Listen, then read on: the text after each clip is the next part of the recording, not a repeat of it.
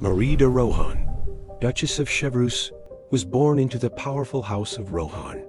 Raised at court, she quickly became known for her charm, ambition, and close ties to the highest circles of French nobility. She was not merely Queen Anne of Austria's lady-in-waiting. Marie played a daring political game, organizing conspiracies, smuggling secret letters, and intervening in European diplomacy. She risked everything: freedom, reputation, and even life. Political alliances were born in her salon, and her name made Cardinal Richelieu uneasy. "The first serve France, not her ministers," she declared when accused of treason. Exiled and returned, she never stopped scheming and became a symbol of bold female influence at the court of Louis XIII.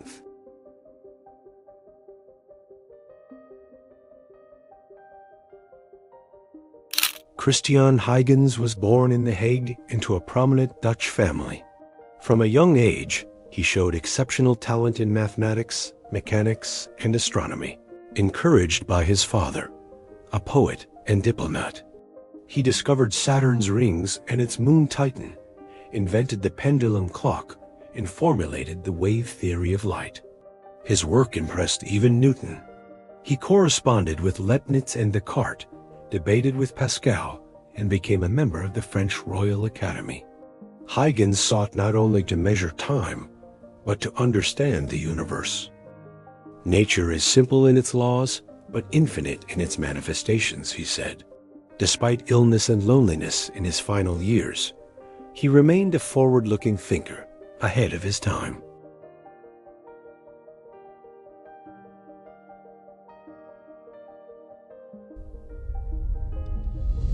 Elisabeth of Austria was the daughter of Emperor Maximilian II and Maria of Spain.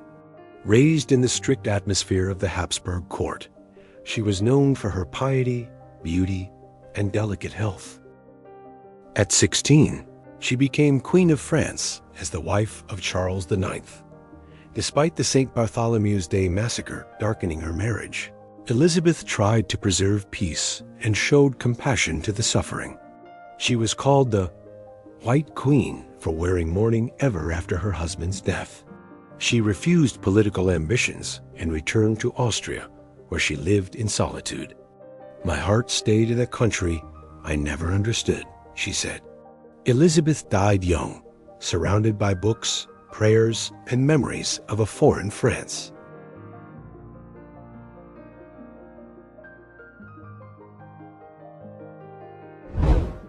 Tomás de Iriarte was born in the Canary Islands into a family of noble origins. Educated in Madrid, he was immersed in Enlightenment ideas and quickly became involved in literary and diplomatic circles. He became known for his fables, where allegory, irony, and moral lessons were interwoven, as well as for translating classical works. His pen was sharp. He mocked dogmatism and folly, even in academic circles. "My fable is a mirror where the wise see the fool," he wrote.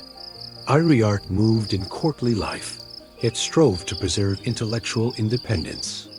His life ended early, and he remained a central figure in cultural debates, refusing both dogma and silence.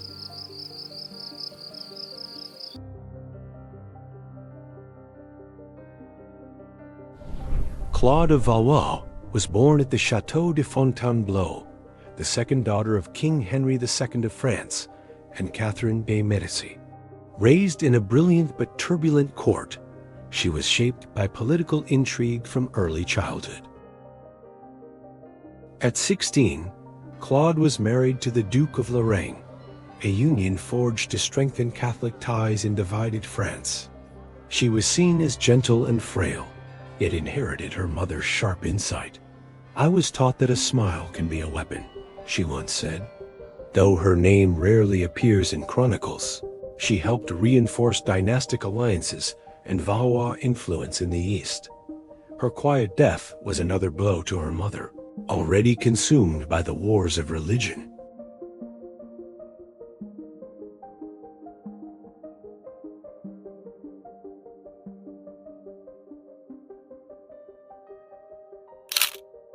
François de Montmorency Bouteville was born into one of France's most illustrious noble families. His lineage traced directly to the great Constable of France, Anne de Montmorency, ensuring him a life amidst courtly grandeur and dangerous ambition. He became famous not for military triumphs, but for openly defying royal law. During Cardinal Richelieu's rule, François was notorious for dueling, despite a strict ban. His final duel, held in broad daylight before the Bastille, was a direct challenge to the king. "I will not surrender honor to fear," he declared. For this, he was sentenced to death and beheaded at 27. His execution shocked the nobility, a young aristocrat turned martyr for a class that valued honor above law.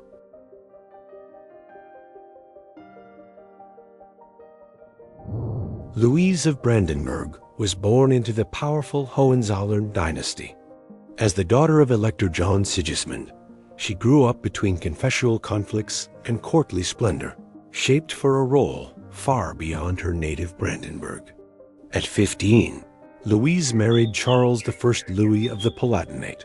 The match aimed to strengthen the Protestant alliance during the 30 Years' War, but the union quickly failed. The marriage was unhappy, and Louise became isolated from court life. After their separation, she withdrew to the Odenwald, living in piety and solitude. "I have become the ghost of a queen without a throne," she wrote.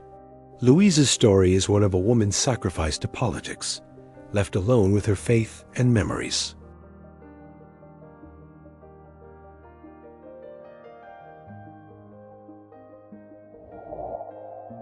Claude de Balincourt was born into a noble military family in France.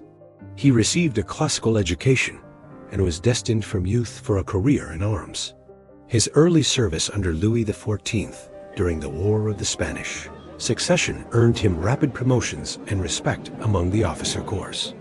Balincourt took part in key battles at Alginord and Malplaquet, elite cavalry units, and gained fame for his rapid strike tactics. He rose to the rank of Marshal of France and became a close military advisor to Louis XV. In an era of court intrigues undermining strategy, he remained a soldier of honor and duty. "Honor dies slowly, but lives forever," Balincourt liked to say. After retirement, he lived to old age, passing his uniform to his grandson and earning the lasting respect of his contemporaries.